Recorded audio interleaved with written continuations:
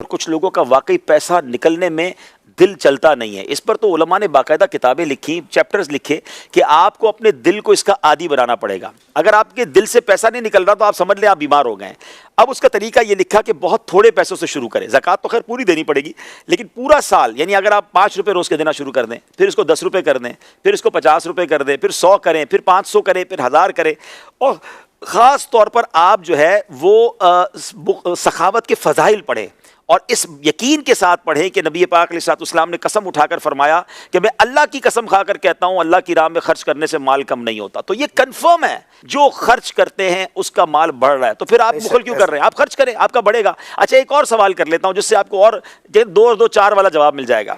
जो बंदा पूरी ज़कात देता है, हलाल कमाता है और पूरी ज़कात देता है, उससे आप पूछ ले हर साल वो ज़कात ज़्यादा देता है, बढ़ती है उसकी ज़कात। तो ज़कात बढ़ने का मतलब माल भी बढ़ रहा है ना। ज़कात से तो पैसे कम होने चाहिए थे। हाँ। भाई मेरे लाख रुपए थे, 2,500 चले गए, 1 करोड़ थे, 2.5 लाख चले गए, 97.5 लाख रह गए। अगले साल वो 2.5 लाख से ज्यादा ज़कात देगा।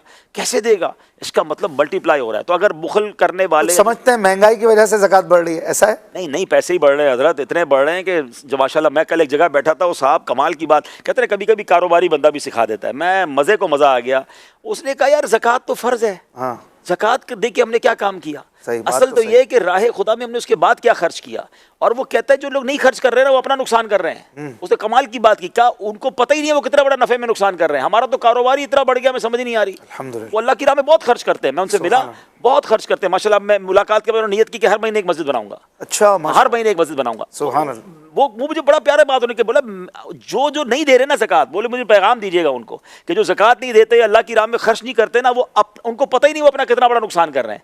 उनका कारोबार, उनके मालो दौलत में कितनी बरकत आने वाली है, उनकी सोच है।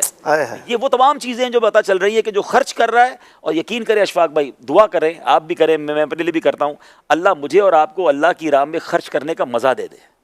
जिसको ये चाहत लग गई है ना, जिसको ये सखावत का लुत्फ आ गया ना, आप बिलीव करें उसका मजा ही और है। बंदा खर्च भी किया जा रहा है, एंजॉय भी किया जा रहा है, और फिर उसका जो मजा है ना, वाकई अल्लाह की राह में कोई भी काम, चाहे वो इबादत हो, चाहे वो सखावत हो, जब वो दिल से किया जाता है ना, उसकी मल्टीप्लिकेशन ही और है, उसका सवाब भी और है, उसका रिटर्न भी और है। बल्कि सच्ची बात तो ये अशफाक भाई, ये तो रब की मेहरबानी है, इधर हमें डबल करके मल्टीप्लाई करके दे देता है।